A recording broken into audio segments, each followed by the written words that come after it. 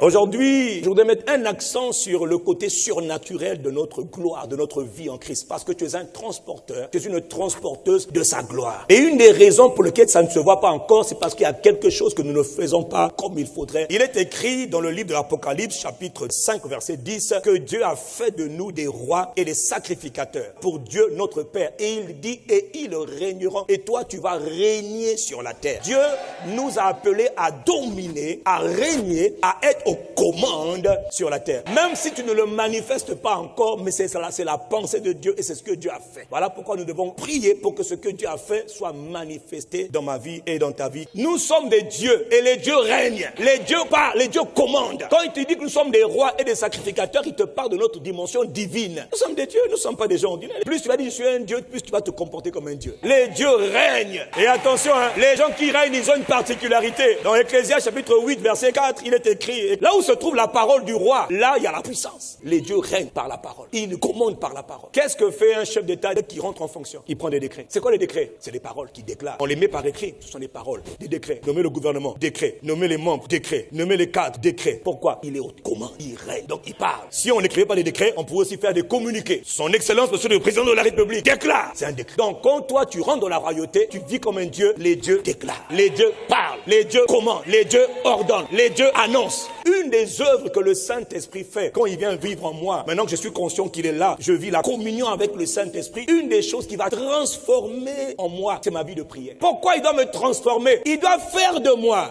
qui étais quelqu'un d'ordinaire, quelqu'un d'extraordinaire. Et une des manières de le faire, indispensable, c'est qu'il doit me transformer en un homme, une femme de prière. Pourquoi? C'est une autre manière de dire parler. Quand on prie, on parle. Soit on parle dans les pensées, soit on parle de manière audible. La prière, c'est la parole. Celui qui prie parle. Si ma bouche est fermée, je parle. Dans mon cœur, je parle. Et dans le monde des esprits, quand je parle dans mon cœur, ça c'est une chose. Mes paroles sont entendues. Jésus a dit, celui qui pêche, c'est pas celui qui a parlé, c'est celui qui a pensé. Donc, une des choses que les dieux doivent faire, que les rois doivent faire, c'est de savoir parler. Une des œuvres que l'Esprit fait en nous, et une de ces œuvres magnifiques, c'est vraiment une des œuvres fondamentales, prioritaires. Il doit nous apprendre à prier. Il doit faire de nous des machines de prière. Non, je préfère utiliser un mot lourd là. Parce que toi, tu n'es pas encore une machine. Toi, tu es encore, on dirait, un petit robinet. Il doit faire de toi une machine de prière. Un fleuve de prière. Un torrent de prière. Prière accompagnée de jeûne. La prière est un appel urgent de Dieu pour tous ces dieux. Des hommes et des femmes de prière comme moi. Voilà pourquoi la Bible dit dans Luc 18, il leur donna une parabole pour leur expliquer que les hommes doivent toujours prier et ne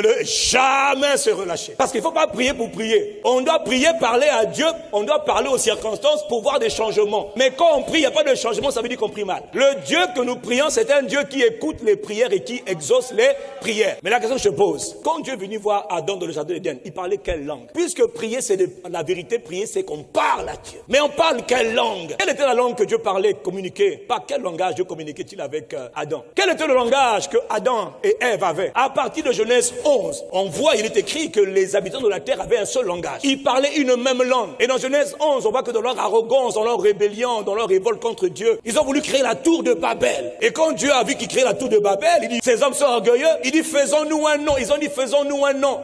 Bâtissons-nous une tour qui va jusque dans le ciel. Ils voulaient construire un temple démoniaque où ils allaient défier la divinité, défier le Père, le Fils et l'Esprit. Le conseil de la divinité a dit, descendons pour voir qu'est-ce qu'ils sont en train de faire ces mortels. Qu'est-ce qu'ils font? Ils veulent bâtir une tour. Ils veulent avoir quoi? Alors Dieu est descendu, à cause de leur arrogance, Dieu est descendu, il a dit, confondons leur langage, détruisons leur communication, qu'ils ne s'entendent plus du tout. C'est ce jour-là que sur la terre, plusieurs langues ont été créées. Mais toutes ces langues, ce sont des langues de la chute. Ce ne sont pas les langues que Dieu parlait au commencement. Mais quel est le langage de Dieu? Comment Dieu parlait-il aux mortels? Dans 1 Corinthiens 13, Paul le dit au verset 1, si je parle la langue des hommes et la langue des anges, si je n'ai pas l'amour, je ne suis rien. Paul nous dit qu'il y a une langue qu'on appelle la langue des anges. Donc même les anges ont un langage entre eux. Mon frère, quand on parle des langages, on parle d'un mystère profond, d'un mystère extrêmement complexe. Il y a des multitudes de langues sur la terre, parmi les hommes, oui ou non? Mais si sur la terre, il y a des diversités de langues, alors je peux te poser une question. Dans le ciel et entre la terre et les cieux, il y a aussi donc des diversités de langues. Parce que quand on prie selon un langage. Quand on parle on parle selon un langage. Je parle et toi tu m'entends. Donc quand nous on prie, Jésus a dit les hommes doivent toujours prier et ne jamais se relâcher. Mais ils doivent prier avec quel langage, quelle langue ils doivent prier. Comment un homme peut-il toujours prier avec la langue que je connais là dans mon intelligence? Mais il y a d'autres langues. Si je dois parler à Dieu, quelle langue je vais utiliser? Comment veux-tu que je prie de 6h à midi avec la même langue, avec mon langage intelligible? Mais c'est impossible. Donc il faut revenir dans les langues anciennes, ou plutôt dans les langues codées, dans les langues mystérieuses. Jésus nous dit, veillez et priez, afin que vous ne tombiez pas dans la tentation. Mais je ne connais même pas l'épreuve en question. Il dit, veille et prie. Il te parle de prier dans quelle langue? Tu ne connais même pas l'épreuve qui vient. Tu ne connais pas l'adversité qui vient. Tu ne connais pas l'obstacle qui vient. Tu ne connais pas l'ennemi qui attaque. On prie contre un ennemi qu'on ne connaît pas, qu'on ne voit pas. Comment je vais prier? Tu penses que Dieu va compter sur ton langage intelligible? Tu oublies que tu n'es pas seulement un corps. Tu es un être complexe, tu es un esprit. De la même manière qu'il y a le langage de l'âme, il y a aussi le langage de l'esprit. L'homme est un esprit. On est prisonnier de ce corps mortel. Nous sommes des prisonniers d'un corps mortel, mais nous sommes des esprits dans ce corps. Nous avons un esprit, une âme, un corps. Quand je prie, que je comprends, c'est parce que mon âme interprète. Est-ce que c'est suffisant? Le monde est tellement complexe. Dieu va-t-il nous laisser prier avec notre intelligence? Jamais. Dieu est le Dieu des profonds mystères, des galaxies, des dimensions, des règnes. Il nous a bénis de toute bénédiction dans les lieux célestes. Il y a d'autres secrets. Comment? On va prendre l'exemple de Jésus.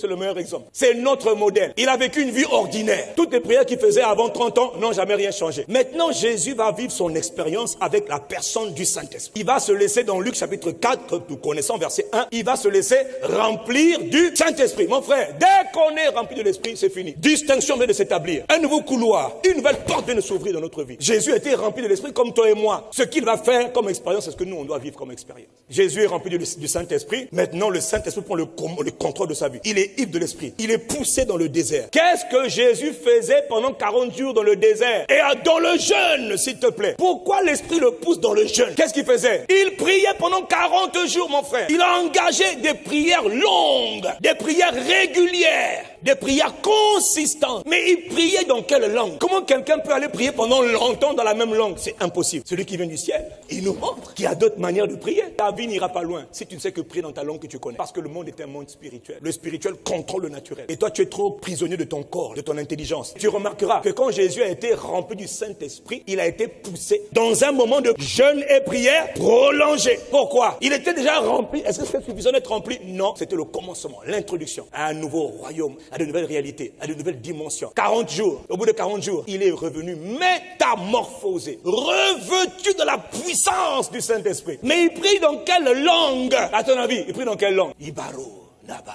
Chali, Brado, Ikatoro. On ne dit pas comment Jésus priait, mais un peu plus tard, les apôtres vont faire la même expérience que lui. C'est là maintenant qu'on voit de comment Jésus lui priait aussi longtemps. Actes chapitre 2, verset 24, version Darby. Il est écrit que quand ils ont été remplis du Saint-Esprit, le jour de la Pentecôte, que s'est-il passé? Il est écrit, ils furent tous remplis du Saint-Esprit. Et ils commencèrent à parler d'autres langues. Ils ont commencé quand ils ont été remplis. L'Esprit vient les remplir.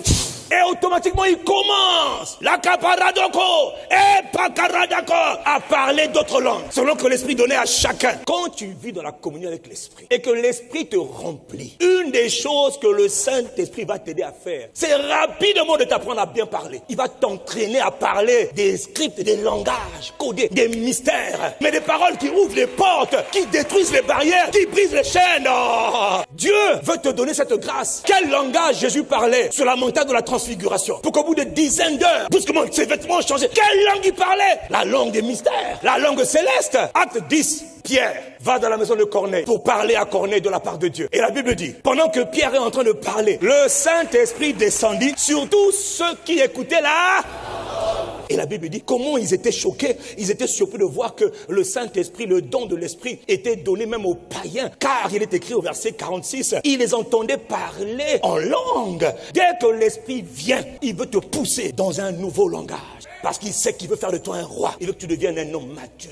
Et la maturité, ça passe par la capacité à savoir parler. Dans Acte 19, la Bible dit que Paul a rencontré les 12 disciples de Apollos. Et quand Paul les a rencontrés, il leur dit, avez-vous reçu le Saint-Esprit? Alors la Bible dit, Paul leur a imposé les mains et le Saint-Esprit vint sur eux. Et ils parlèrent en langue et ils se mirent à prophétiser. Si Dieu veut faire de toi un homme, une femme d'impact, un Dieu, il doit t'apprendre à parler comme les dieux. Les dieux parlent un langage que seul le Dieu Elohim peut comprendre. Voilà pourquoi il a dit dans 1 Corinthiens 14, celui qui parle en langue, il ne parle pas à des hommes. Je parle à Dieu.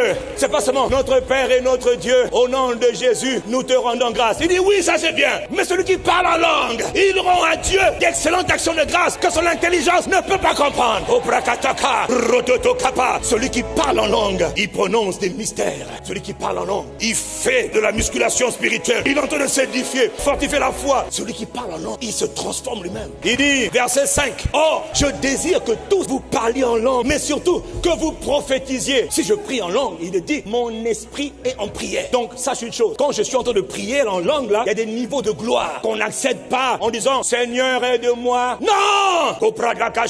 Tu pries, tu te parles des mystères. On nous a dit, je rends grâce à Dieu, il parle en langue plus que, toute prière que tu fais aujourd'hui, c'est un investissement dans l'avenir. Il y a des prières que tu fais aujourd'hui qui vont te sécuriser demain. Ainsi, mes frères, verset 39, désirez avec ardeur de prophétiser. Et n'empêchez pas de parler en langue. Il est écrit, Dieu, l'Esprit est venu vivre en toi. Pourquoi? Pour t'aider. L'Esprit Saint, le Père Saint, que personne ne peut prier selon la volonté parfaite du ciel. L'Esprit vient pour nous aider dans nos faiblesses. Quelle grâce pour t'aider. Mais lui doit t'aider par la prière. Alors il te dit, nous ne savons pas ce qu'il convient de demander dans nos prières. Alors il intercède pour nous par des...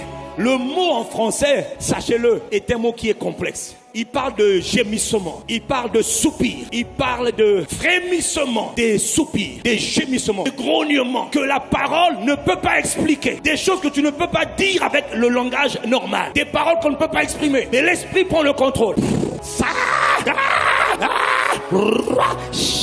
Dans Jude 1 et verset 20, il est écrit, pour vous mes bien-aimés frères, vous édifions vous-même, bâtissez votre vie sur votre sainte foi et priez par le Saint-Esprit. C'est un travail que le Saint-Esprit fait parmi les dieux pour les aider à parler à Yahweh, afin que les grâces soient relâchées sur son église.